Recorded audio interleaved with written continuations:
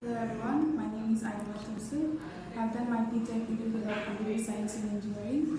As an IT student, I was very eager to gain practical skills alongside my theoretical knowledge, and JSpiders BTM proved to be the perfect platform.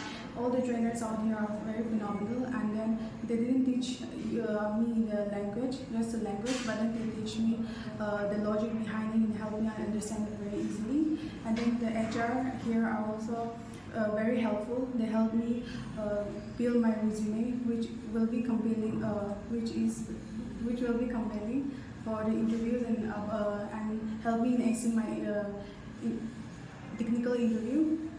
And then so I recommend JSpiders BTM if you are trying to land into a job, even though you are non-IT from non-IT background. Also, it's very helpful, and then they teach you from the very basic level.